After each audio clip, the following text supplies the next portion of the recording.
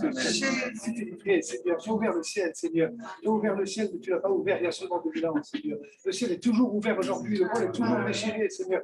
Et ce matin, nous voulons rentrer à travers le voile déchiré. Nous voulons rentrer dans ta présence, dans le lieu très saint, Seigneur. Nous avons besoin de toi, nous avons besoin de la puissance de ton esprit.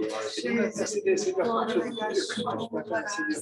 Nous intercéder, Seigneur, pour que ton esprit soit à l'œuvre, Seigneur. Nous voulons te voir à l'œuvre, Seigneur. Nous voulons vraiment crier à toi, Seigneur, pour que ce matin, Seigneur, quelque chose se passe dans les cœurs, quelque chose se passe dans les âmes, quelque chose se passe dans les corps, Seigneur.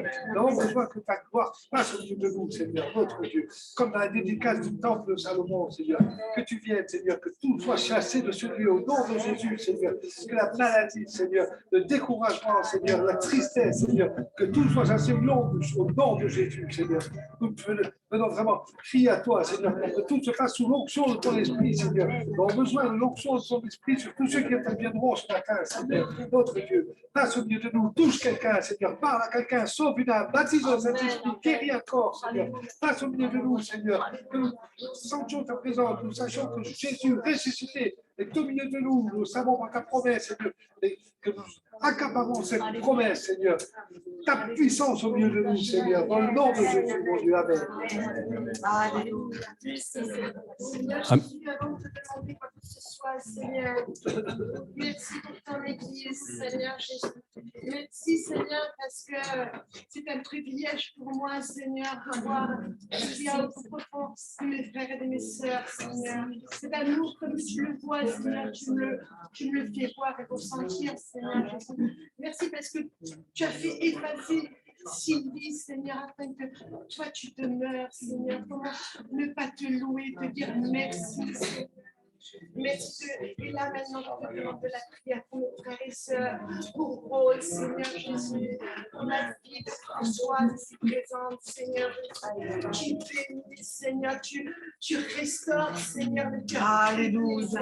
Amen. Tu te loues, Seigneur, et nous demandons, Seigneur, ta grâce sur nous, Seigneur. Amen. On laisse la place à Patricia, aux musiciens.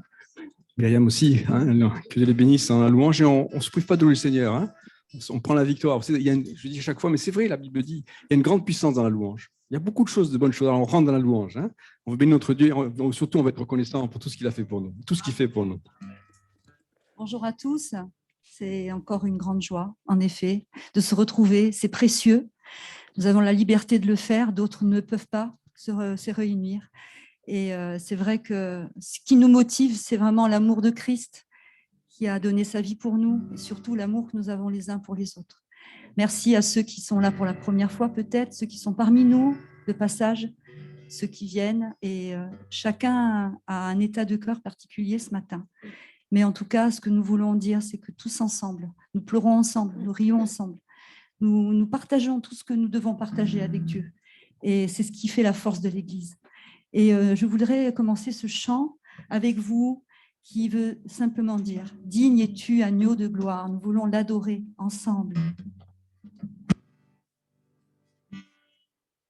Vous pouvez vous sentir libre de vous lever ou de rester assis, comme vous voulez.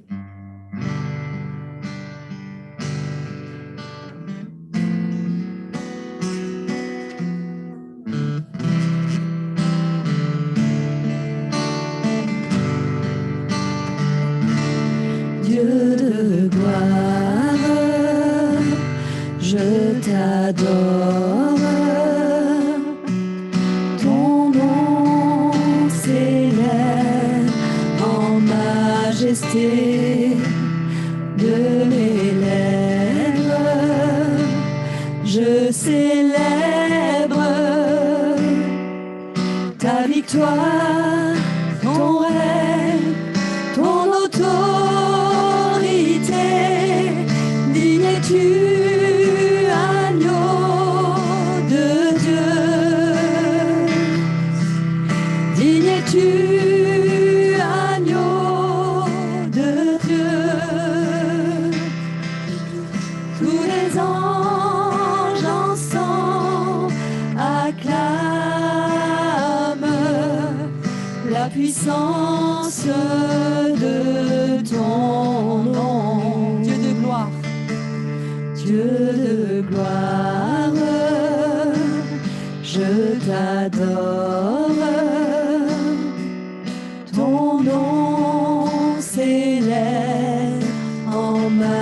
majesté de mes lèvres, je célèbre ta victoire, ton règne, ton autorité. Digne es-tu, agneau de Dieu. Digne es-tu, agneau de Dieu. L'univers entier proclame la beauté de ton saint nom. Dieu de gloire, Dieu de gloire, je t'adore. Ton nom s'élève en majesté de mes lèvres, je célèbre ta victoire, ton règne, ton autorité. Digne es-tu, agneau de Dieu. Digne es-tu, agneau de Dieu. Tous les anges ensemble acclament la puissance de ton nom, Dieu de gloire.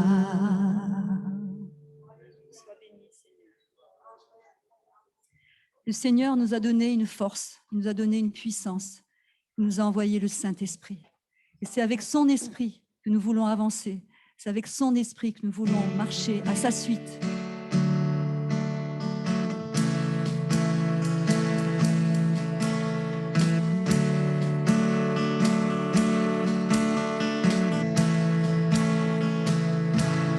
Avec ton esprit,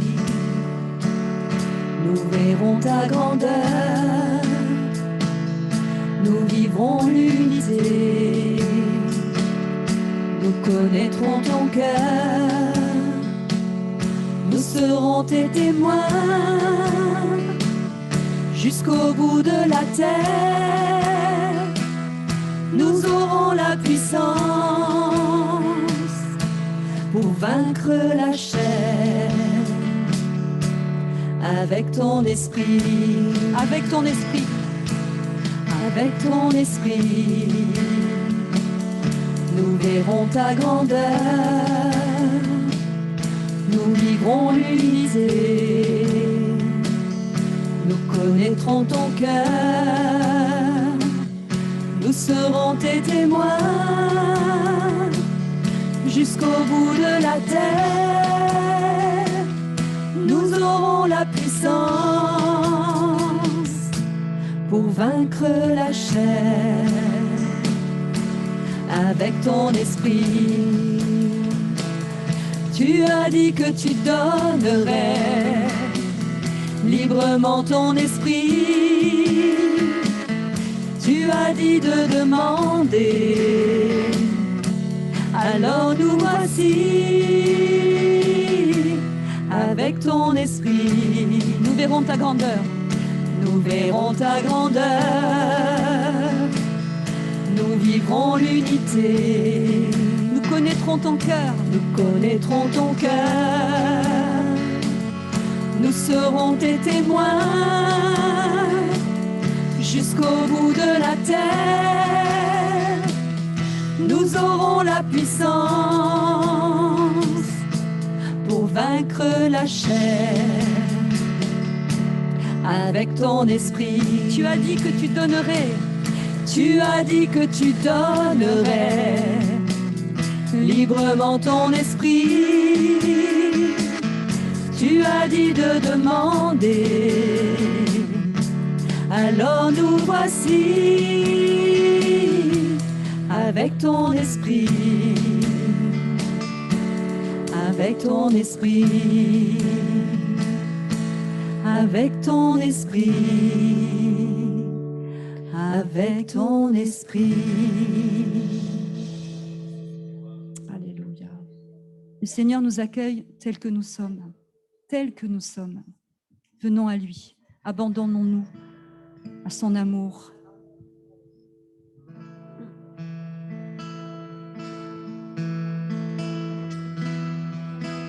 Tel que je suis.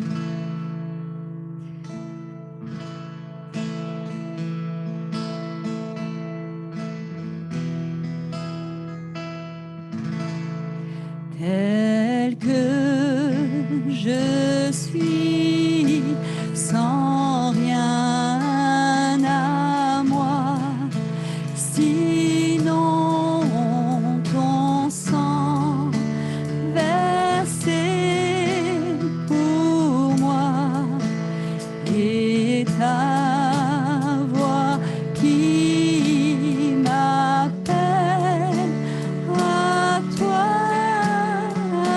agneau de Dieu, je viens,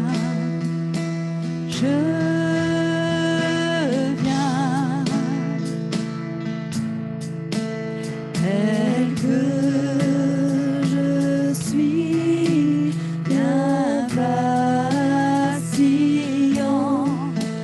au poids, au doute, à chaque instant, lutte au dehors, crainte au dedans,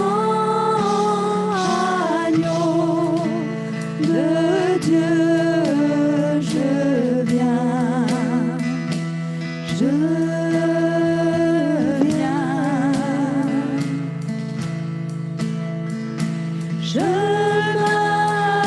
m'abandonne, je crois en toi,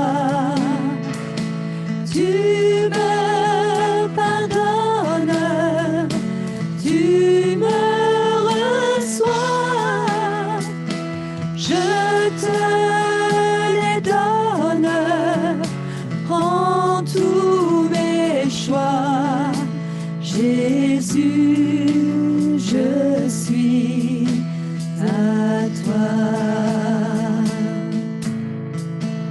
Tel que je suis, ton cœur est prêt à prendre le mien tel qu'il est, pour tout changer, sauveur, parfait,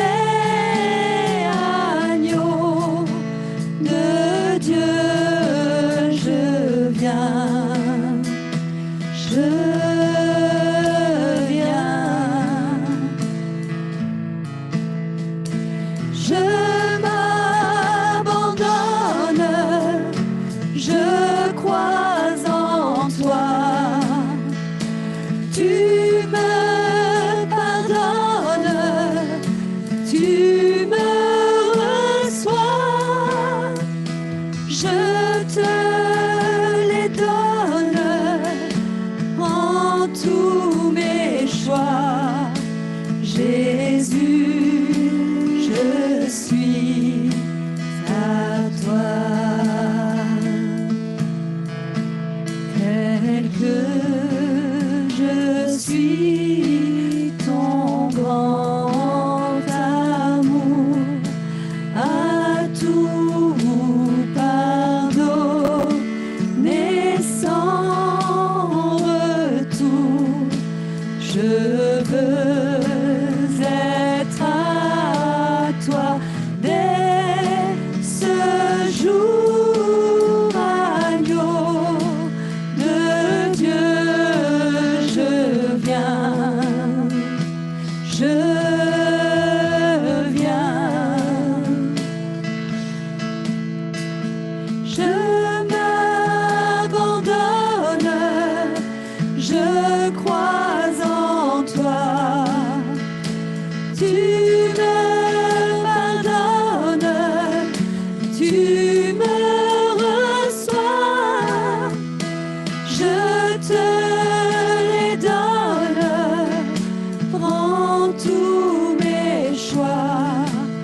Jésus, je suis à toi.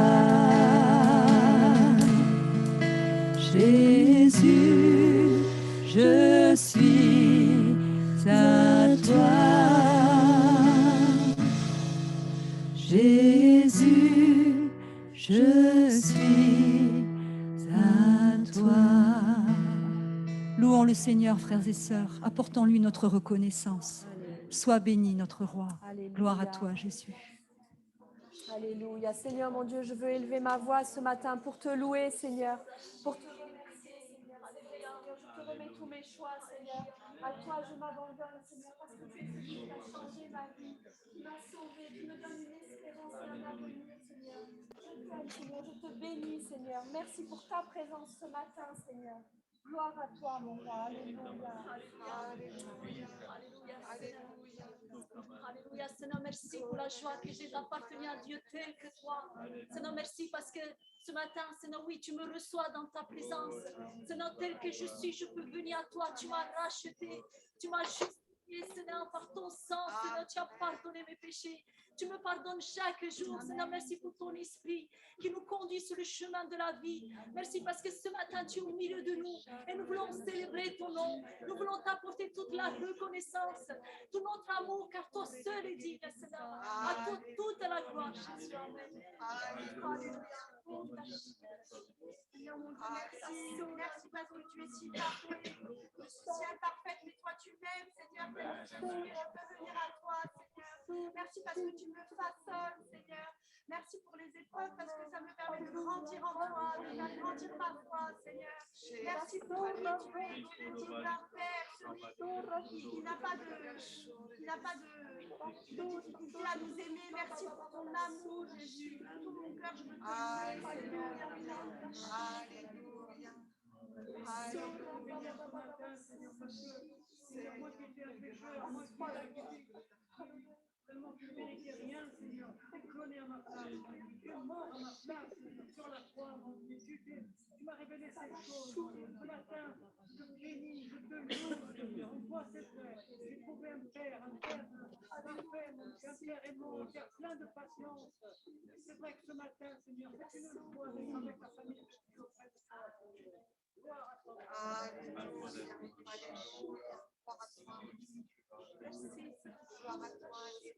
Je veux lever ma voix, Seigneur, pour te dire toute la reconnaissance de mon cœur, Seigneur, parce que tu es là tous les jours, tu prends soin de nos vies. Tu es là, Seigneur, et comme même quand nous traversons des problèmes, des difficultés, tu es toujours là, Seigneur. Et notre espoir, notre espérance est en toi, Seigneur. Tu reviens bientôt, Seigneur. Je veux te dire merci, Seigneur, pour le tout accompli à Golgotha. Nous avons tout pleinement en toi, Seigneur. Merci pour la plénitude de ton esprit, Seigneur. Merci pour ta parole, Seigneur. Oh, gloire à toi, Seigneur. Ton peuple te loue ce matin, en esprit et en vérité, Seigneur. Tu es digne de louange, mon Dieu. Amen. Alléluia. Oh, Baba,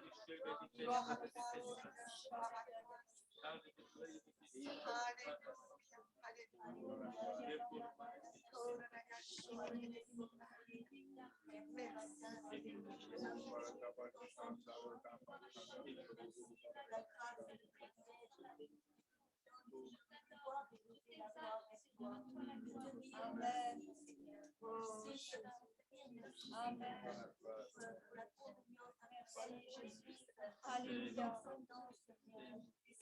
Merci, Seigneur. Gloire à toi, Jésus.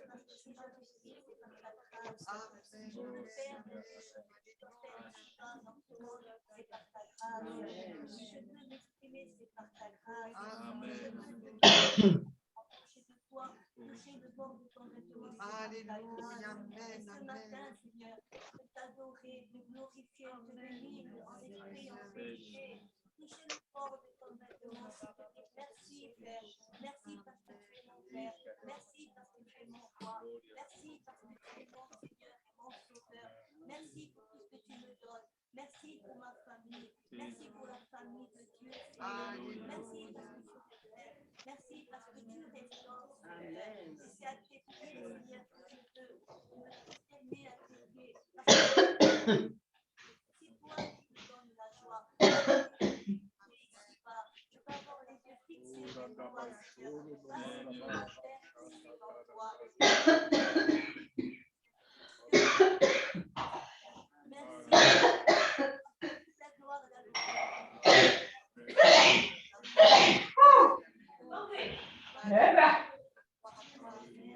Hein? C'est quoi, des allergies?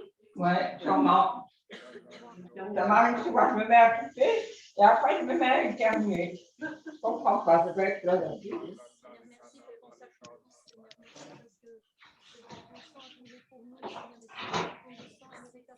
Alors aujourd'hui, c'est pas concentré. On a commandé. Ah, bien. Vous l'avez pris? C'est à l'église, comme ça. C'est bien. Ouais. C'est très cher, hein. C'est juste pour. C'est symbolique, pour voilà, ça fait rentrer des sous à l'église. Pour envoyer les enfants en colo. Ah, c'est bien. Et qui c'est qui le fait? Eh bien, c'est des bénévoles. Il y a des qui savent. Il y a une marocaine, une algérienne. Oui. Elles le font. Et puis, il y a plusieurs plats à choisir. Hein. Il y avait couscous, chili con carne et lasagne. 12 € pour 2 personnes. Hein. C'est rien. Hein.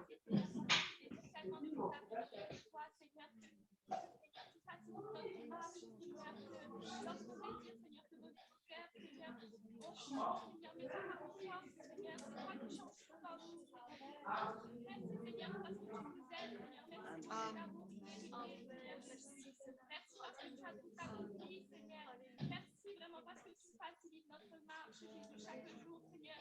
Merci pour tes plans qui sont partis pour nos vies. Alléluia. Alléluia. Oui, c'est vrai, Seigneur. Nous voulons te remercier. Je veux te remercier pour ce sacrifice accompli à la croix pour mes péchés, mon Dieu Seigneur. Merci. Parce que nul autre n'aurait pu le faire, mon Dieu Seigneur, à ta place. C'est ton amour, ta patience, ta passion, mon Dieu, à mon égard, à l'égard de chacun d'entre nous, que tu as voulu manifester, Père, en subissant, mon Dieu Seigneur, l'innommable, Seigneur, pour moi, pour nous, Seigneur. Merci. Parce qu'au travers du chemin de la repentance, tu m'as ouvert les yeux, Seigneur, et tu m'as délivré de l'esclavage du péché, et tu m'as conduit dans ton admirable royaume, dans ton admirable lumière. Aujourd'hui, je veux t'adorer, te dire merci de tout mon cœur, Seigneur, et te crier tout mon amour et toute mon adoration. Dans le nom de Jésus, gloire à toi, mon Sauveur. Gloire à toi. Gloire à toi, mon Sauveur.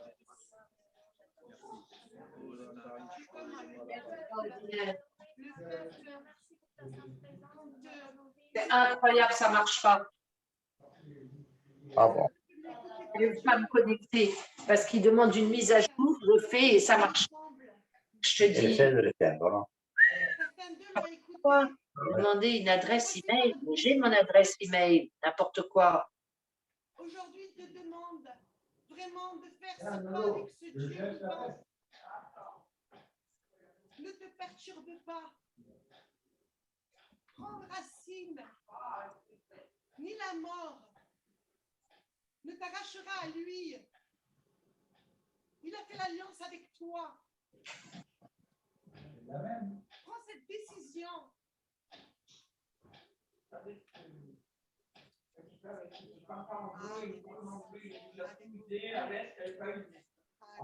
Le compte, j'ai déjà mon compte.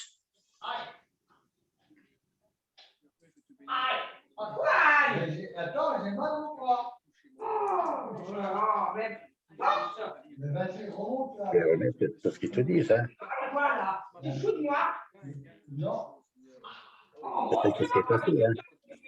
Oui, mais parce que je c'est moi qui ai monté la tête. Non, parce que moi, je voilà la tête. Quand on met le bras à la tête, autrement que moi, et bien ça marche pas. Vous devrez le savoir. J'ai beau vous le dire. J'arrive pas à faire. Un ami. C'est fini maintenant. Voilà. À mon avis, je dois avoir une petite infection urinaire qui me brûle comme Vous nous apportez la consolation, la paix, Seigneur Jésus. C'est vrai, nous sommes tous des esclaves de ce monde, Seigneur, mais nous sommes tes enfants et des co-héritiers de Christ, Seigneur. Et ça nous réjouit, Seigneur, parce que ton esprit nous guide encore, Seigneur. Ce matin, nous te bénissons parce que tu es ce Dieu qui a un amour, Seigneur. Donc, il y a un problème. Tu as donné ton Fils unique, Seigneur, pour nous sauver, pour nous pardonner. Tu as fait de nous de nouvelles créatures. Extraordinaire, hein? Notre Dieu, parce que nous avons jamais vu un truc pareil. La vie éternelle que tu as préparée pour tout un chacun. Cette promesse, Seigneur, elle est dans nos cœurs, Seigneur. Nous voulons nous en tenir, Seigneur. Nous savons que tu n'abandonnes jamais tes enfants, Seigneur. Et ce matin, nous nous réjouissons. Nous nous prosternons devant ta face parce que tu es un grand Dieu. Que ton nom soit béni. Alléluia. Oui, Seigneur Jésus, je veux te présenter ce pain et ce vin, Seigneur, qui représente ton corps et ton sang, Seigneur Jésus. Vraiment, Père éternel, je te demande vraiment de veiller sur nous tout le long de notre vie, Seigneur. Tu vois ces attaques, Seigneur, chaque instant, Seigneur. Et ça permet de nous élever, Seigneur. Vraiment, tu nous donnes, Seigneur, de la force chaque instant, Seigneur Jésus. Merci pour l'amour, merci d'être entré dans nos vies, Seigneur. Merci pour ton temple, Seigneur. Merci pour ta maison. Merci pour mes frères et sœurs, Seigneur. Jésus, passe dans les rangs, Seigneur. Renouvelle-nous, Seigneur. Amen. Seigneur, mando shabra babatoro. Andando non do shabra batara. J'arrive pas. Andando so do shabra sara. Quando ringando non do shabra di sangue che andai andando quando che entrando shabra babatoro shabra andaya.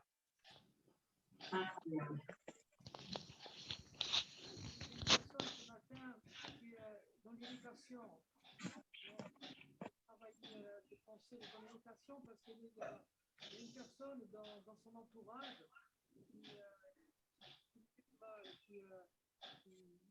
vraiment se comporte d'une mauvaise manière et cette personne est contre du souci. Et le Seigneur, il te dit, ne t'irrite pas parce que ça serait mal faire. Et il te dit que c'est lui qui va agir et qu'il va prendre cette personne et au bout d'un moment, finalement, elle ne te fera rien, mais elle ne t'empêchera pas de grandir en Dieu. Mais toi, par contre, justement, le Seigneur te dit à toi, vraiment, il faut que tu abandonnes ce fardeau, cette irritation, ces pensées comme ça, il faut que tu laisses ce fardeau au pied de la croix, au Seigneur, que tu pries. Parce que, en fait, c'est ni cette personne qui est important et c'est surtout pas ton irritation, c'est que le Seigneur, justement, il a des choses à. Si tu gardes cette irritation, ça va t'empêcher de recevoir de Dieu. Ça va empêcher certaines prières de tes. Mais même là, je n'entends pas beaucoup, tu vois. J'ai perdu la connexion, j'y arrive pas. C'est impressionnant, quoi. J'en ai ras-le-bol.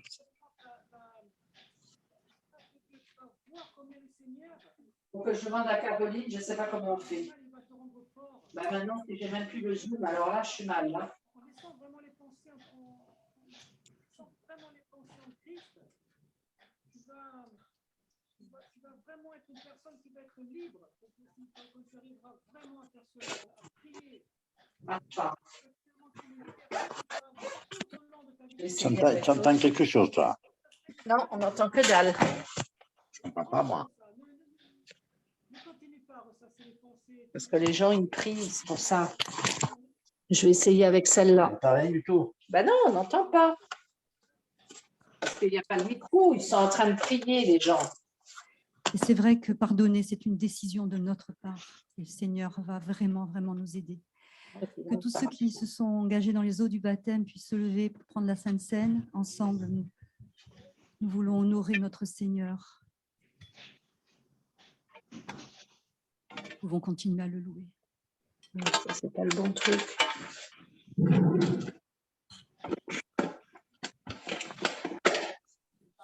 Il est où le truc? Le truc. Il y en a là-bas, je crois, non? C'est pas le bon. Il y en a marre. Je le dis.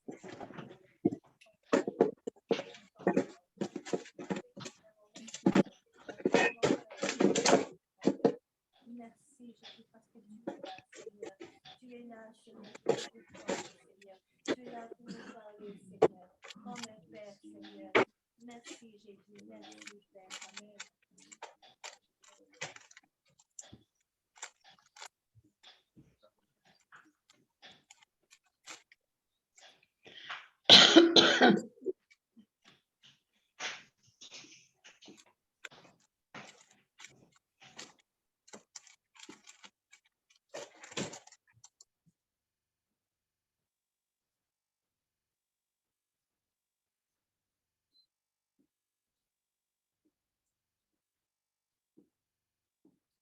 Mon âme te loue, Seigneur. Mon âme t'adore. Parce que tu es le roi des rois, tu es l'Éternel, le Seigneur des seigneurs. Et je sais que dans le ciel, les anges se réjouissent en entendant nos louanges, en entendant les chants, Seigneur, parce que notre cœur est ouvert à toi. Il ne se réjouit pas des vicissitudes de la vie, des tourments qu'il y a, mais nous nous réjouissons parce qu'un jour, nous serons près de toi, parce qu'un jour, nous serons dans la gloire, parce que tu nous prépares cette place. Alors oui, les temps sont difficiles, oui, il y a des problèmes, oui, il y a des blessures, il y a des maladies, il y a toutes sortes de choses, mais tu es le Dieu fidèle, tu es le Dieu qui encourage, tu es le Dieu qui guérit. Alors je te loue, Seigneur, pour ce que tu es, parce que tu es mon Dieu, parce que tu es l'Éternel et je t'aime. Amen.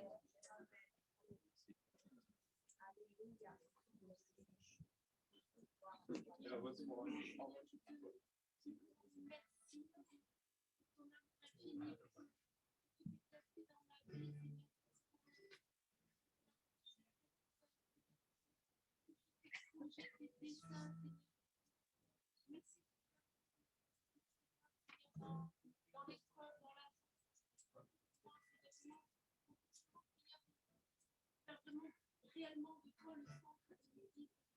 Que tout ce que l'on fasse, on peut se faire. Je bénis encore ton église. Gloire à toi, Jésus.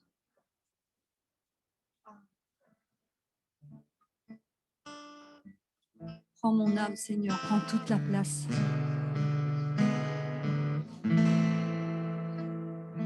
Oh, prends mon âme, prends-la, Seigneur, et que ta flamme brûle en mon cœur, que tout mon être vibre pour toi.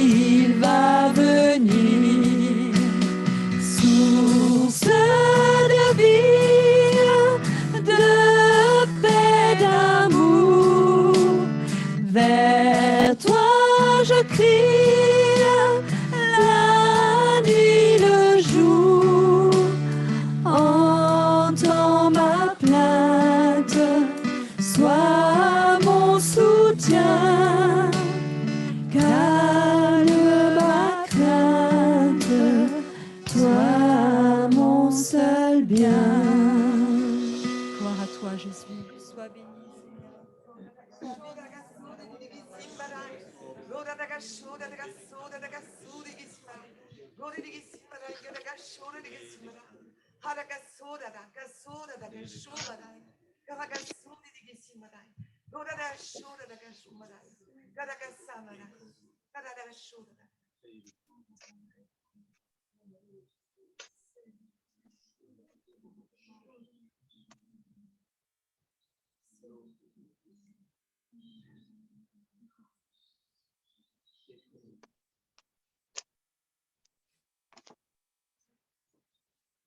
Le désert est dans ta vie. Le désert est dans ton corps, dans ton esprit. Et tu tournes en rond dans ce désert. Dieu permet ces moments pour toi, pour que tu puisses réaliser vraiment que le seul chemin, c'est Jésus. Tu ne peux pas te tourner vers d'autres chemins. Il n'y a que Jésus. Alors regarde bien ce désert. Au bout de ce désert, il y a Jésus qui t'appelle. Il y a cet oasis merveilleux dans lequel tu pourras t'abreuver dans sa parole. Alors arrête de tourner en rond et fais ce choix pour ta vie. Choisis Jésus.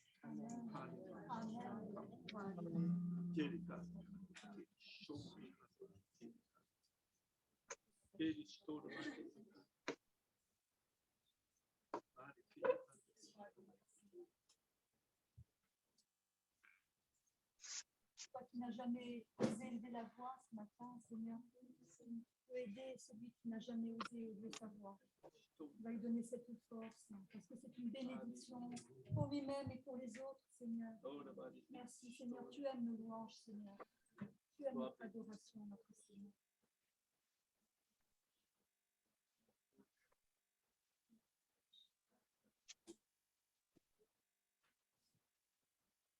Seigneur, que tu sièges au milieu des louanges de ton peuple. Combien nous désirons t'honorer, parce que tu n'es pas seulement mort sur la croix, mais tu es ressuscité. Tu es vivant, Seigneur, et combien nous pouvons déclarer que notre est dans le Amen. Nous désirons apporter toute notre louange, Seigneur, parce que tu as tout donné pour nous à la croix. Merci, Père. Alléluia.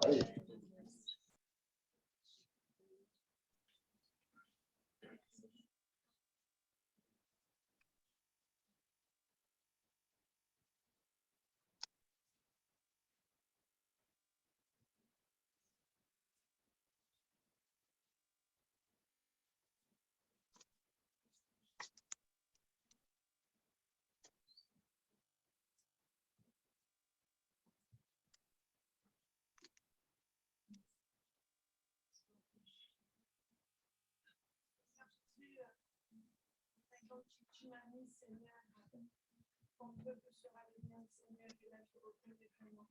Seigneur, que ce ne sont pas des mots, Seigneur. C'est vraiment des choses que nous pouvons vivre, Seigneur. Amen. Tellement reconnaissant, Seigneur. Tu me fais voir, Seigneur. Tu me fais aller voir. Ce petit mot, Seigneur, a un sens. Ce mot, Seigneur. Merci. Alléluia. Sois béni, Jésus.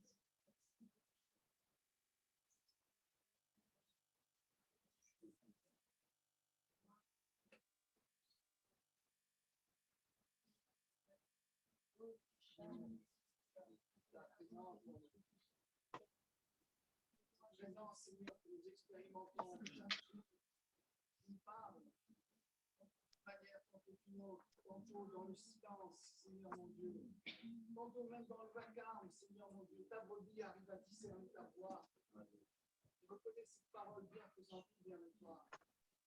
Merci mon Dieu de ce que tu es notre Dieu, de ce que tu es venu nous sauver, de ce que tu es venu nous arracher de ce monde de fou, Seigneur mon Dieu.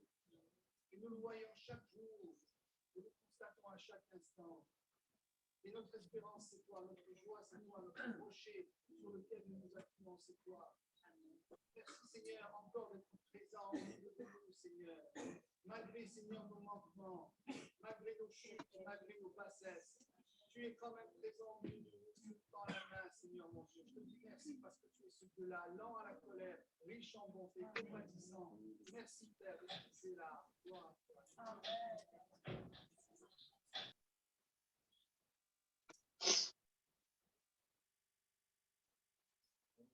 Nous sommes bien obligés de reconnaître que tu es bien au-dessus de ta création, bien au-dessus de nous par tes pensées, ton intelligence, ta sagesse, tes plans, Seigneur, et combien nous sommes souvent dans l'incompréhension, Seigneur, dans le doute, mais si nous faisons les bons choix, Seigneur, avec l'aide de ton esprit, Seigneur, là nous savons que c'est le bon chemin, Seigneur, et que tu nous emporteras là où tu veux, Seigneur. Alors, vraiment, que nous soyons chacun et le cœur ouvert et l'esprit bien disposé ce matin, Seigneur. Te louons, nous t'adorons, tu es le seul vrai Dieu. Toi seul a pu racheter ta créature, Seigneur, mon Dieu. Tout cela pour ta gloire, Seigneur. À toi la gloire, à toi la louange, à toi l'honneur ce matin, mon Dieu.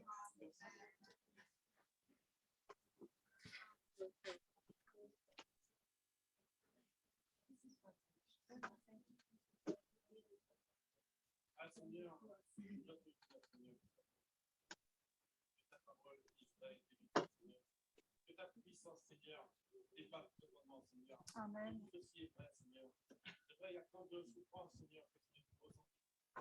C'est par ton sacrifice, Seigneur, ce que tu as fait, Seigneur. Tout ce que tu as pris sur tes épaules, Seigneur. Grâce à cela, Seigneur, je ne le ressens plus, Seigneur. Tout ce que j'aurais pu, Seigneur, subir, Seigneur, je le prends tous les jours. Je prends mon fardeau, Seigneur. Je ne ressens plus, Seigneur, ma vie a changé, Seigneur. Ce que je devrais ressentir, Seigneur, je ne ressens plus aujourd'hui, Seigneur. Tu prends tout à chaque instant, avec ton vie, Seigneur. Tu prends tout. Toutes tes souffrances, Seigneur.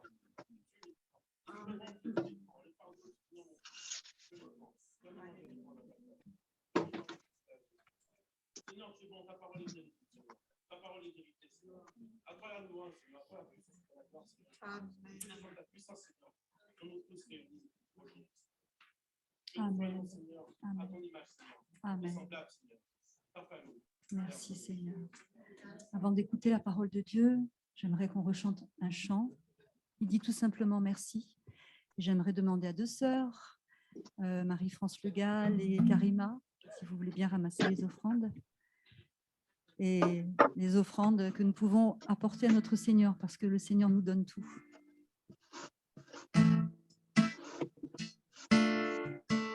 Si vous voulez bien vous lever, s'il vous plaît.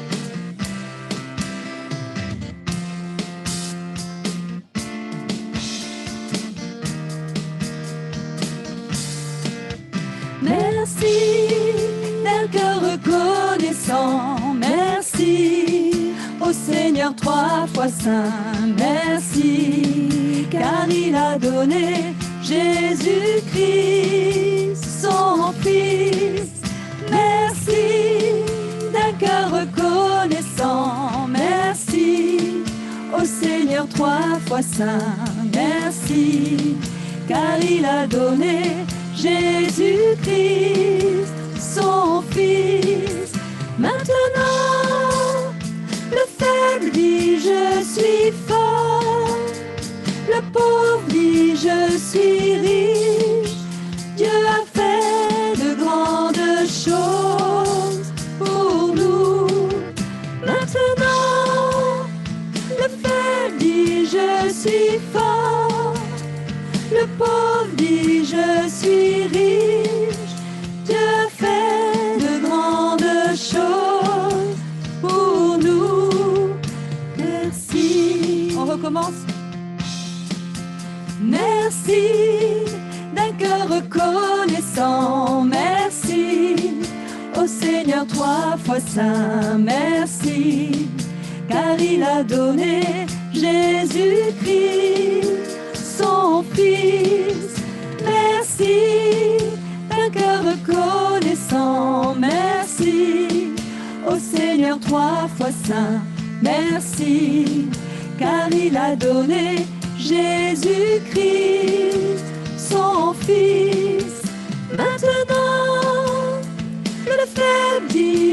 suis fort. Le pauvre dit je suis riche. Dieu a fait de grandes choses pour nous.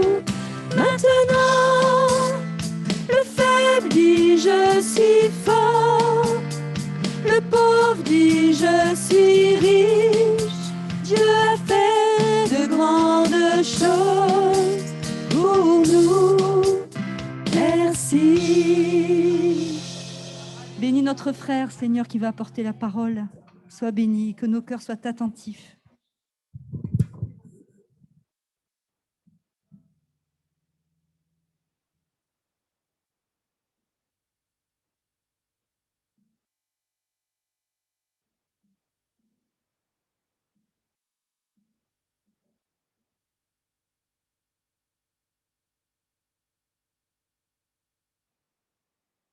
Ça commence mal. Bonjour à tous, bienvenue. À vous qui êtes là pour la ou les premières fois. Sentez-vous à l'aise. Dieu vous aime, Jésus t'aime. Dites votre voisin, Jésus t'aime. Jésus t'aime, c'est vrai, c'est vrai.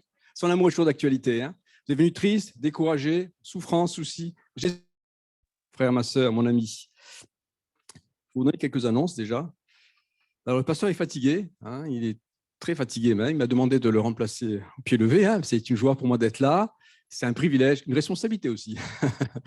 Voilà. Alors, je pense qu'il est sur Zoom. Alors, que Dieu le bénisse. Je vous fais les annonces. Alors, mardi, réunion à 19h. Mercredi, il y a la réunion à Corté, mais elle est en stand-by parce qu'on n'est pas sûr d'avoir la salle. On vous tiendra au courant. Jeudi, réunion à Portich, 19h. Venez, priez pour Portich. C'est une œuvre qui débute. Vendredi, c'est le 11 novembre, donc c'est férié, il n'y aura pas de réunion, exceptionnellement. Ensuite, samedi, pas de réunion de jeunesse. Dimanche, le culte aura lieu à 10h à Corté. Et ici aussi, et c'est le pasteur Vincent Goupil, qui est responsable des Gédéons, qui fera le culte. Amen. En plus, il a des origines corses. Ensuite, je crois que je vais laisser la place à Jean-Daniel pour parler des fameux repas. Vous savez qu'on fait des repas pour financer en partie le départ des adolescents, des jeunes. À Clermont, il y a un grand rassemblement, donc pour les aider. Alors, je laisse à Jean-Daniel le soin de... Merci. Donc, juste quelques informations pour la logistique. Avant de parler de l'organisation, merci encore aux frères et sœurs qui ont préparé des repas. Vous pouvez les applaudir. Ça a été un don de leur temps, un don de leur argent aussi pour ceux qui ont financé les ingrédients et je vous remercie au nom de toute la jeunesse. Hier, il y avait des sœurs qui étaient là à partir de 9h jusqu'à 20h le soir pour préparer un délicieux couscous et on les remercie vraiment. Merci à notre sœur Shadia avec toute l'équipe, Karima, Laina et quelques jeunes qui étaient là pour ce couscous. Certains auront le privilège de le déguster. Alors, la vente s'organisera à la fin du culte dans le local en face, celui de la jeunesse et des ados. Ce sera pour vous aussi l'occasion de découvrir ce local pour ceux qui n'y sont pas rentrés déjà. Donc voilà, le règlement se fera en face auprès de notre sœur Laina. Et pour ceux qui veulent régler par chèque, c'est la caisse de l'entraide, c'est Solidarité évangélique qui va gérer ce flux financier, les entrées et les sorties pour après payer le déplacement. Voilà, puis, avec la nouvelle réforme, on ne peut pas passer par l'Église pour financer des sorties. Par contre, avec la solidarité évangélique par le biais de l'association culturelle, on peut le faire. Donc, pour ceux qui souhaitent régler par chèque, solidarité évangélique. Voilà, je crois que j'ai tout dit. Et puis, il y aura d'autres ventes dans 2 semaines, vente de gâteaux. Plusieurs sœurs ont dit qu'elles préféraient faire des gâteaux. Et la prochaine vente de plats, n'hésitez pas déjà dès à présent, vous qui voulez préparer un plat à emporter pour une prochaine vente, à venir me voir. Avec les fêtes de fin d'année, peut-être que ce sera compliqué de le faire avant Noël, mais dès le mois de janvier, on pourra organiser une nouvelle vente de plats à emporter. Donc voilà, si vous avez des idées de plats, vous venez me voir, on organise tout ça comme on a fait ces dernières semaines. Merci. Merci. En tout cas, moi, j'applaudirai après avoir goûté. Non, je plaisante. Merci pour tout ce que vous avez fait. Le pasteur me demande aussi de... 1, 2. Voilà, on me demande de récupérer les repas en face, mais dans la discipline, à cause du voisinage, hein, les uns après les autres. Hein, et puis de discuter dans l'église, si vous voulez discuter, pas dehors. Hein, on a des problèmes de voisinage. Hein. Voilà, voilà. Donc, on va passer à la parole de Dieu. Hein. C'était le moment, la parole de Dieu. On va aller dans Ésaïe au chapitre 38, au verset 17. Voici, dit Isaïe, prophète extraordinaire. Hein. Voici mes souffrances, même sont devenues mon salut. Tu as pris plaisir à retirer mon âme de la fosse, de la destruction, car tu as jeté derrière moi tous mes péchés. Amen. Seigneur, merci pour ta parole. Merci aussi pour les offrandes. Je demande de bénir ces offrandes. Ta parole qui va t'annoncer. Ouvre les cœurs, Seigneur. Puisse parler à quelqu'un ce matin. Au nom de Jésus, tu as quelque chose pour chacun de nous. Et sers-toi de moi, Seigneur. Amen. Ésaïe a connu la souffrance, au pluriel. On ne voit pas, quand on lit son livre, il est tellement extraordinaire, on le résume à Ésaïe 53, mais quand on lit son histoire, c'est un homme qui a beaucoup souffert. Il a connu l'échec. Et bien souvent, comme quelqu'un ici ce matin, comme toi, il a cru que c'était fini. Il a cru que Dieu n'était plus avec lui. Ce matin, tu peux être devenu découragé parce que tu vis des épreuves pas possibles et tu crois que c'est fini. Et Ésaïe, tout grand prophète qu'il était, lui aussi, il a cru que c'était fini pour lui. Hein. Rappelez-vous aussi, Élie, le prophète, on connaît tous son histoire, hein, nous qui lisons la Bible, hein, était tellement découragé eh bien, qu'il a demandé à Dieu la mort.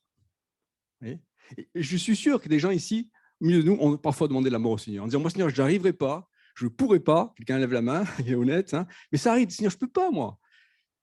Et Élie, c'était le cas. Tout grand prophète qu'il était, il a demandé la mort. Il était aveuglé par le découragement, par la dépression. Il ne savait pas ce qu'il allait vivre. Alors que vous savez qu'Élie n'est jamais mort, puisqu'il a été enlevé au ciel. Et peut-être qu'il y aura l'enlèvement bientôt.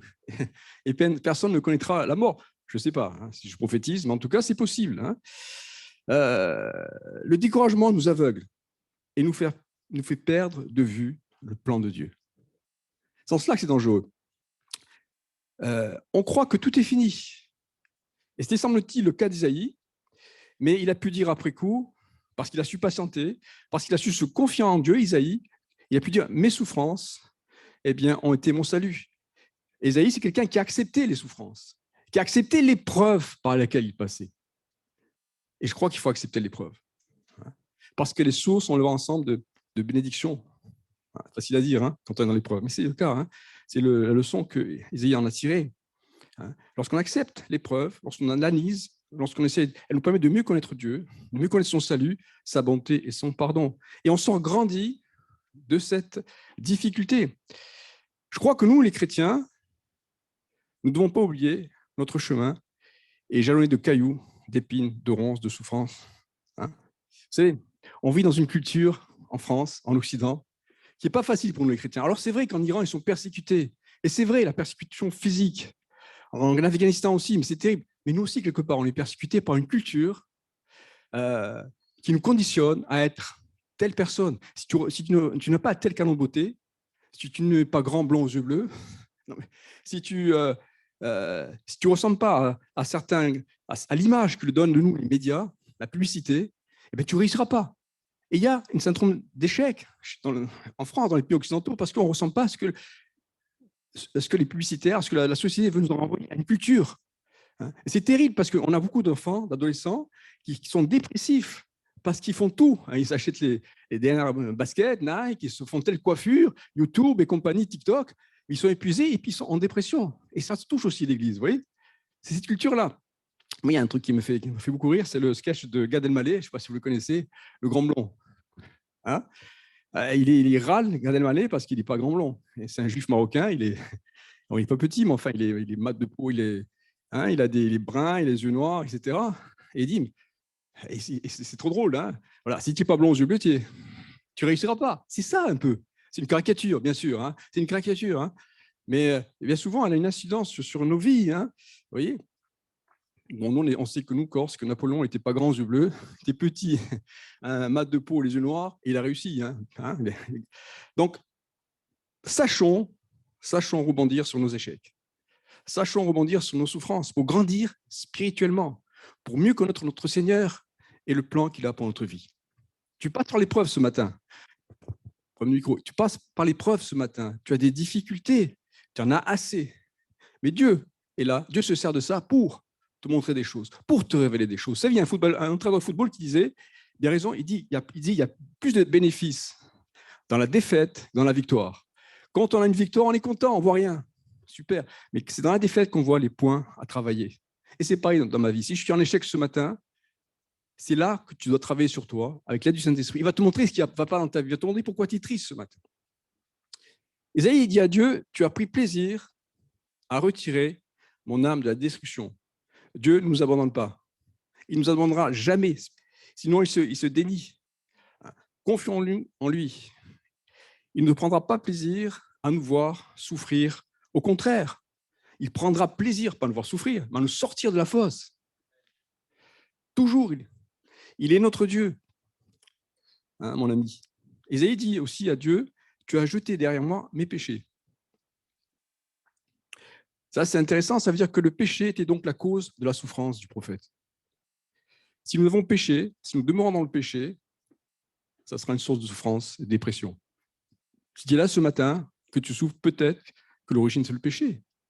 Hein, mais Dieu ne t'accuse pas, mais simplement tu te mettre en angle avec lui.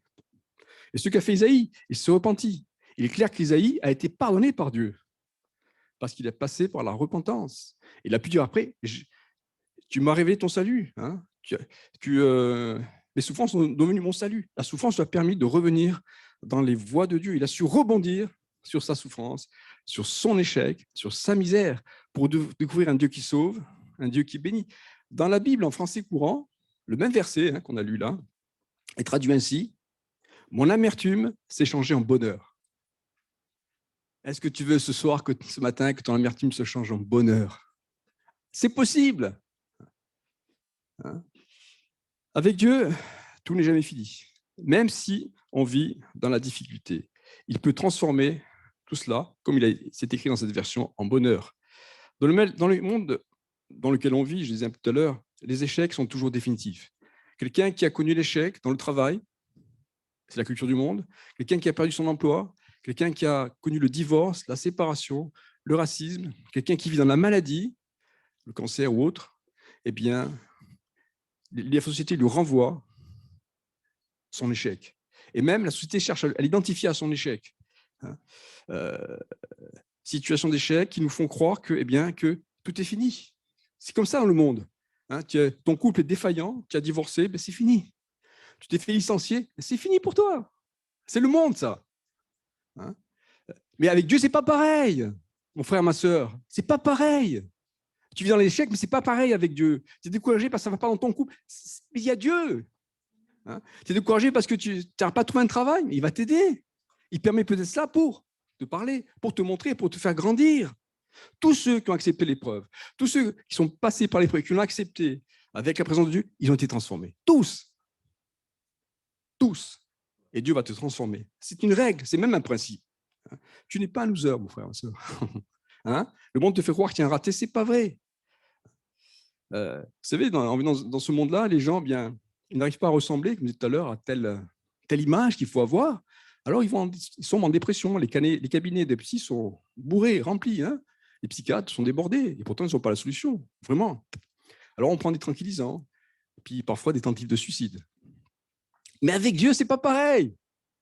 Si tu as raté ta vie de couple, ta vie professionnelle, personnelle, même si tu as tout raté, Dieu te dit ce matin, tu n'es pas un raté.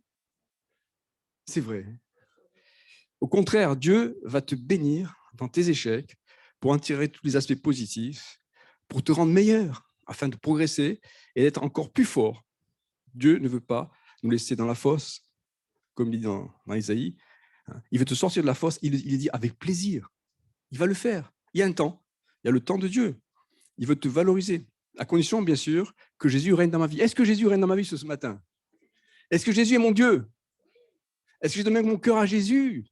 Est-ce qu'il y a quelqu'un qui n'a pas fait, qui voudrait donner son cœur à Jésus-Christ? Tu verras que la souffrance que tu as ce matin, si tu donnes ton cœur à Jésus-Christ, il va la transformer en joie. En joie. Amen. On va lire dans 1 Samuel, au chapitre 30, verset 11.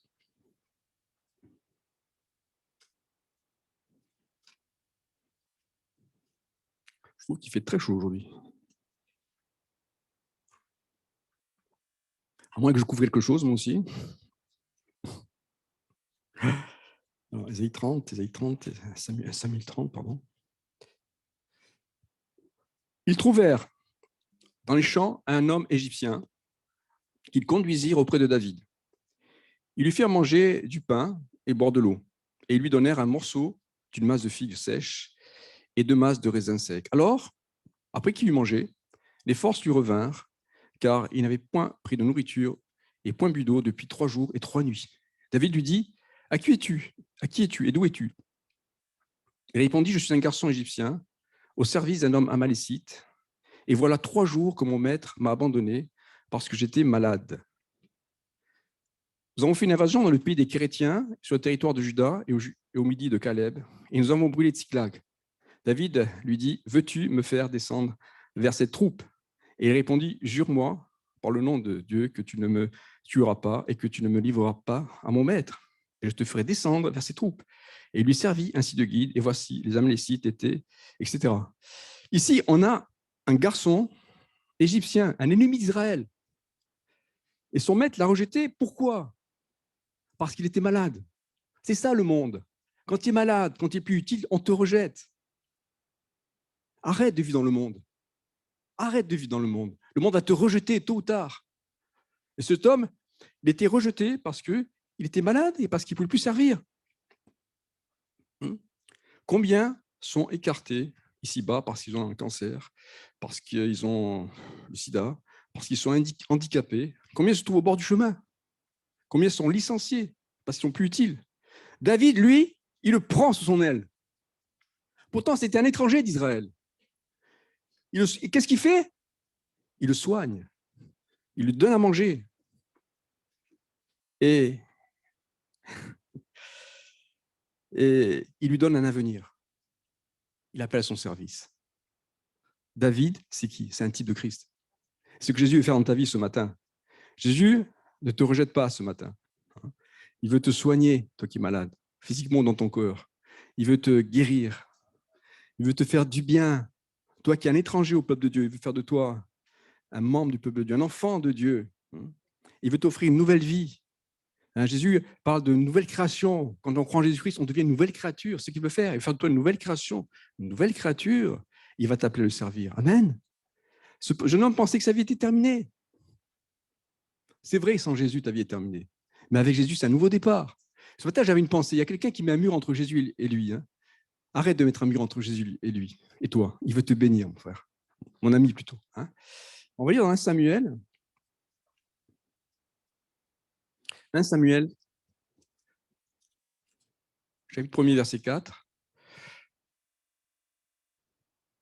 Le jour où Elkana offrait son sacrifice, il donnait des portions à Pénina, sa femme, et à tous les fils et à toutes les filles qu'il avait avec elle.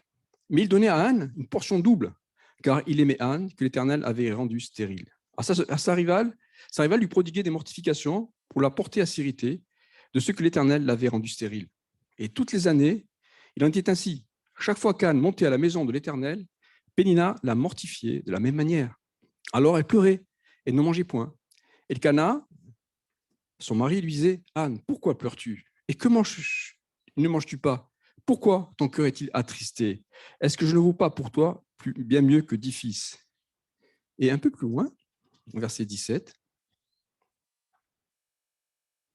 Élie, qui était le prêtre sacrificateur, reprit la parole et dit, « Va en paix, et que le Dieu d'Israël exauce la prière que tu lui as adressée. » Elle dit, Anne, donc, « Que ta servante trouve grâce à tes yeux. » Et cette femme s'en alla. Elle mangea, et son visage ne fut plus le même. Ils se levèrent de bon matin, et après avoir adoré l'Éternel, ils s'en retournèrent et revinrent dans la maison de Rama. Et Cana connut Anne et sa femme, et l'Éternel se souvint d'elle. Dans le cours de l'année, Anne devint enceinte. Elle enfanta un fils qu'elle nomma Samuel, car, dit-elle, je l'ai demandé à l'Éternel. Samuel voulant dire, Dieu a exaucé. Avouez que la souffrance d'Anne était quand même terrible, horrible pour une femme, surtout à cette époque-là où la femme vivait par sa maternité. Une femme qui n'avait pas d'enfant, elle n'existait pas. À cette époque-là, une femme existait par sa maternité. Ce n'était pas comme de nos jours. Et sa rivale la méprisait. Sa rivale l'humiliait depuis des années. Oh, ça n'a pas duré quelques jours, ça a duré des années, cette épreuve, à cause de sa stérilité. C'était une situation invivable pour Anne. Beaucoup de chrétiens auraient tout abandonné. Moi, je n'aurais pas pu tenir. Et on traverse parfois des situations incompréhensibles. Mais Seigneur, pourquoi je passe par là? C'est vrai ou pas vrai? Pourquoi je passe par là, Seigneur? On a l'impression que Dieu nous a oubliés. Dieu ne nous exauce pas. Anne aurait pu penser comme ça. Seigneur, mais pourquoi tu me fais autant souffrir? Pourquoi je vis autant d'humiliation? Il faut savoir qu'elle et l'autre, la rivale, ils vivent dans la même maison. Hein. C'est horrible, c'était au quotidien. Et ce qui est étonnant, c'est qu'ici, Anne n'a jamais rien reproché à Dieu. Elle ne s'est jamais plainte. Qu'est-ce qu'elle faisait? Elle priait. Elle n'allait pas en discothèque. Elle priait. Elle allait au temple. Elle persévérait. Elle va régulièrement à l'église. Elle donne sa dîme. Et lorsque sa rivale la rabaisse, l'humilie, elle ne dit rien. Puna devait lui dire, la rivale, regarde, tu pries, mais Dieu ne t'exauce pas. C'est quoi ce Dieu? Tu vas à l'église, tu donnes ta dîme, et toujours rien. Tu es toujours stérile. Regarde-moi tous les enfants que j'ai. Et je ne suis pas Dieu. Dieu t'a abandonné. Abandonne ton Dieu, il ne t'aide pas. C'est terrible comme histoire. Hein?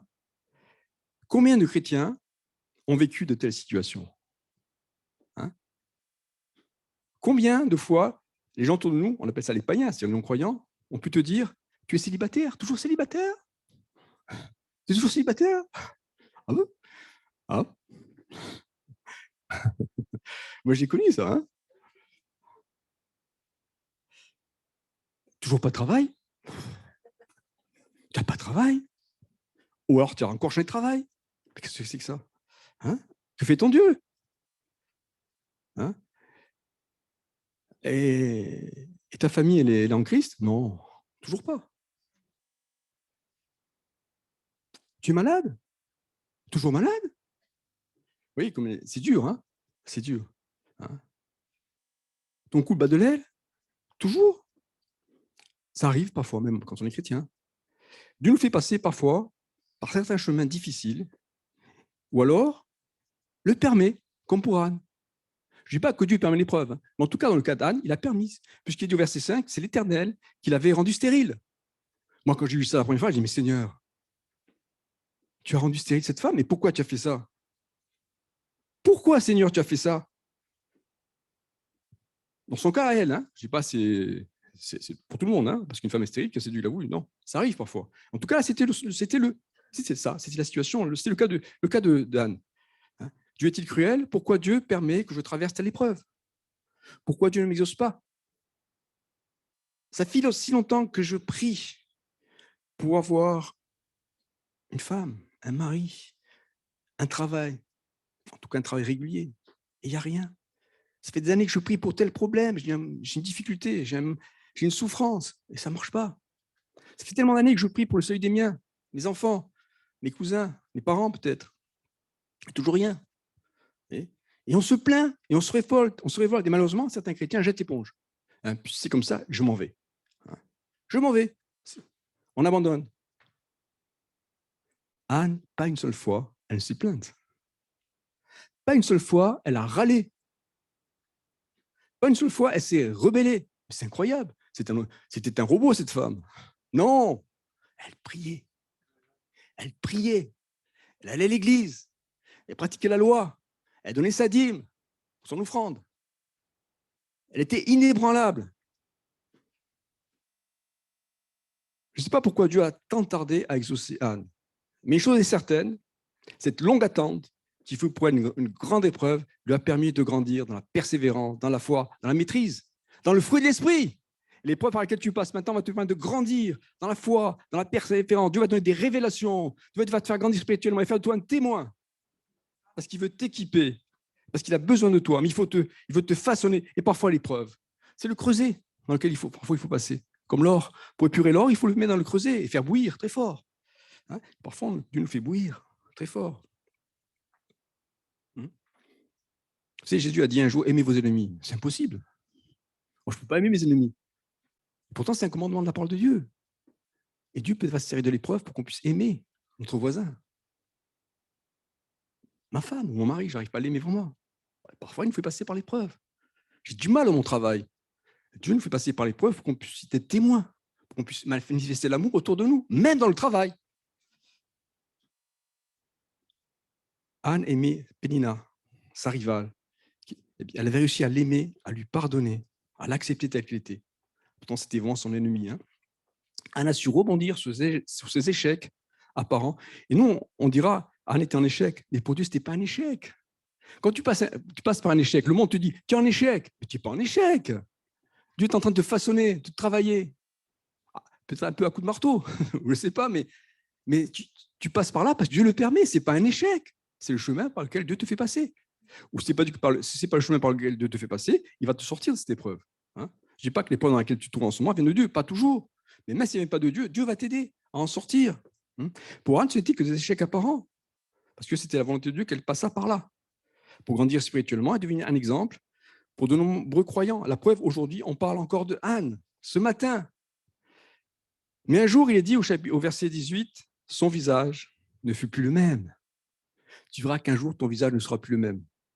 Si tu persévérais dans la foi, si tu persévères dans la prière, si tu es fidèle à l'Église, un jour, ton visage ne sera plus le même. Et tes frères et sœurs autour de toi vont le reconnaître. Oh, comment il a changé. Comme elle a changé. Son visage n'est plus le même.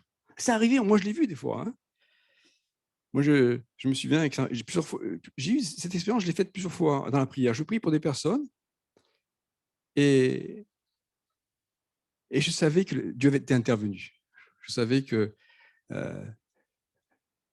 j'ai envie de dire, mon visage dans la prière n'était plus le même. Je savais que ce n'était plus la peine de prier, Dieu était intervenu. Effectivement, quelques temps après, il avait confirmation de la guérison. Et je pense beaucoup parmi nous ont vécu cela. Anne, son visage n'était plus le même parce qu'elle savait que Dieu l'avait exaucé. C'était le temps de Dieu. Elle fut guérie de sa stérilité et donne naissance à Samuel, un des plus grands prophètes de la Bible. Cet homme qui a oint Saül et David comme roi en Israël. Cela nous parle de l'épreuve. À cela, par lequel, bien sûr, je me répète, on passe parfois, mais c'est le point positif. Le but est de nous dépouiller de tout ce qui est inutile dans notre marche avec Dieu. Et j'ai oublié un passage, je vais retourner derrière, j'avais un passage, je vous le dis, je vais quand même le vous donner, c'est important. Samuel a été vraiment le fruit par lequel, pour venir à Anne, eh bien, Dieu a béni cette femme de manière extraordinaire. Elle a beaucoup souffert, mais elle a beaucoup reçu. Dans les Actes des Apôtres, chapitre 27, nous lisons,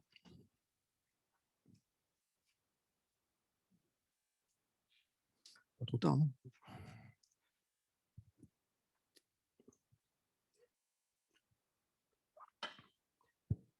27-18. Comme nous étions violemment battus par la tempête, le lendemain, on jeta la cargaison à la mer et le troisième jour, nous y lançâmes de nos propres mains les agrès du navire. Le soleil et les étoiles ne parirent pas pendant plusieurs jours et la tempête était si forte que nous perdîmes enfin toute espérance de nous sauver. Au verset 41, mais ils rencontrèrent une langue de terre où ils firent échouer le navire et la proue s'était engagée, resta immobile, tandis que la poupe se brisait par la violence des vagues. Et un peu plus loin, au chapitre 28 et au verset 7,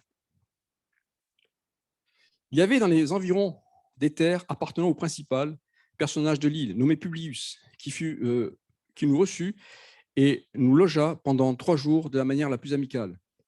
Le père de Publius était alors au lit, malade de la fièvre et de la dysenterie. Paul s'étant rendu vers lui, pria, lui imposa les mains et le guérit. Là-dessus vinrent les autres malades de l'île et ils furent guéris. On nous rendit de grands honneurs et à notre départ, on nous fournit des choses dont nous avions besoin.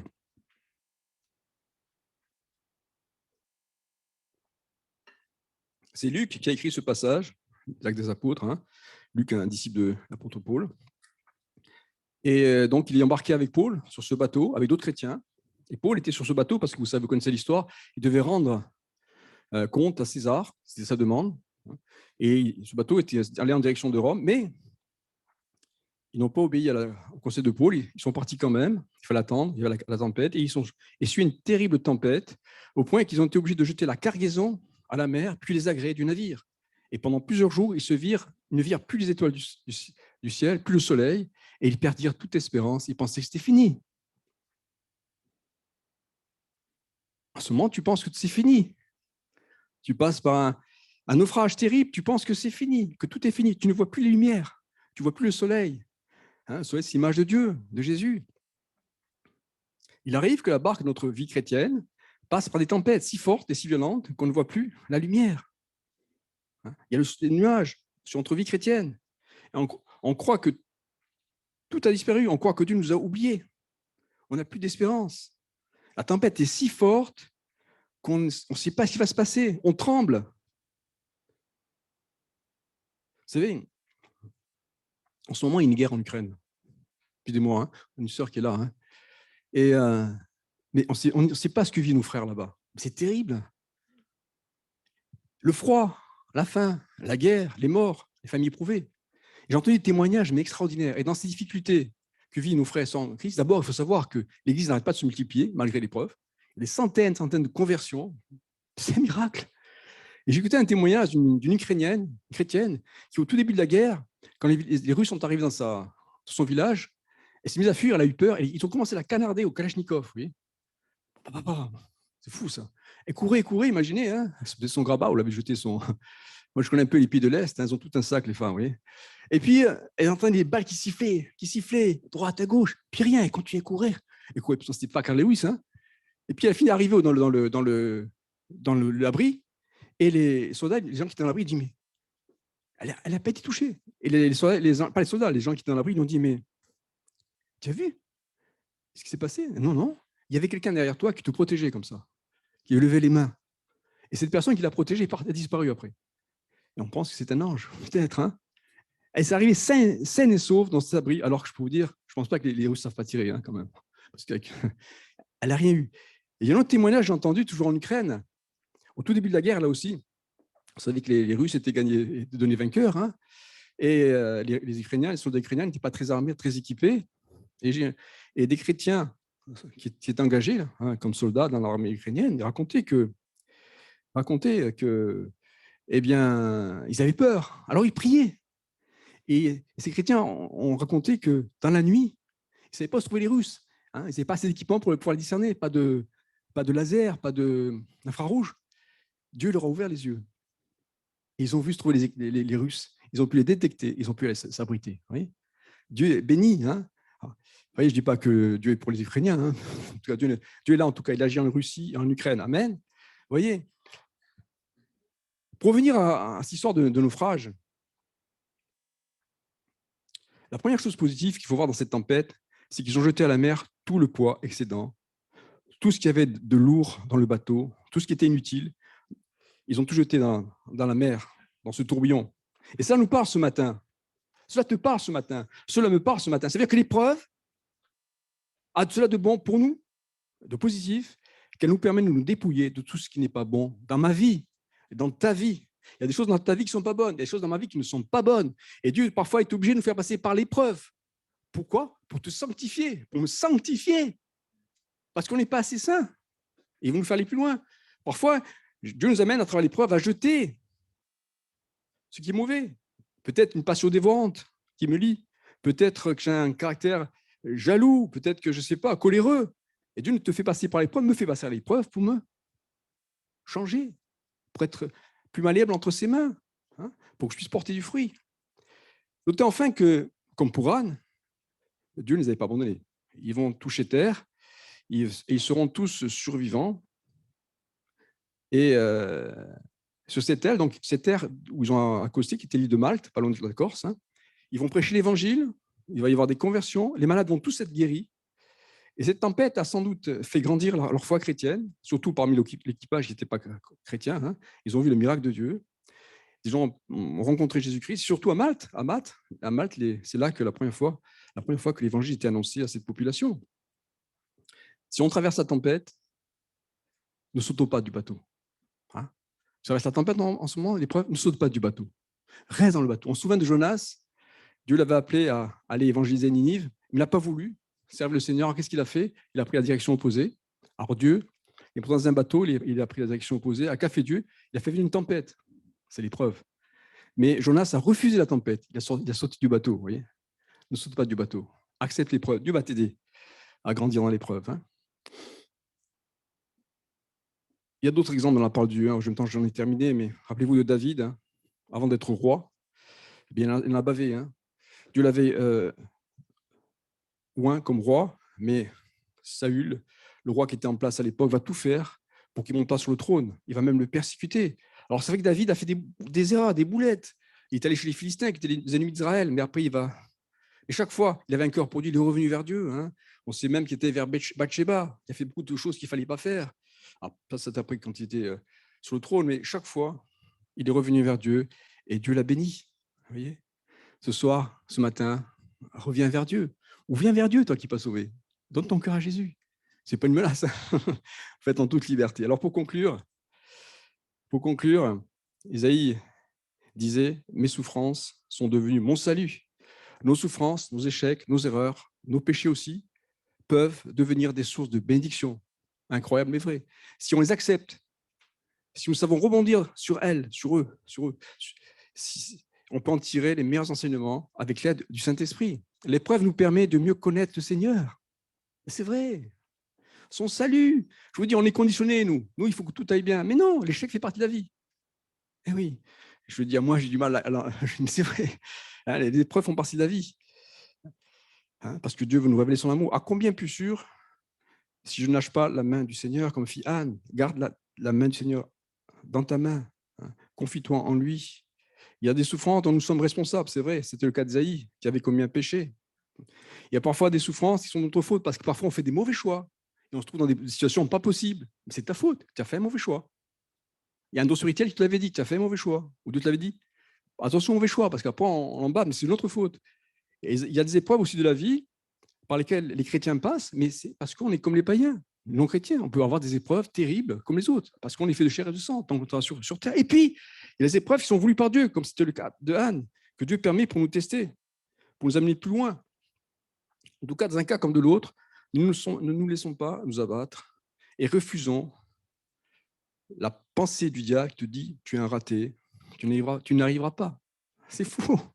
Tu vas y arriver, tu n'es pas un raté. Notre Dieu est le Dieu de la seconde chance, un Dieu qui pardonne, un Dieu qui guérit les cœurs blessés, un Dieu qui renouvelle, un Dieu qui restaure. Mais rappelez-vous que Dieu a dit aussi dans sa parole que nous devions passer par beaucoup de tribulations et d'épreuves pour entrer dans le royaume de Dieu. Ça aussi, il faut.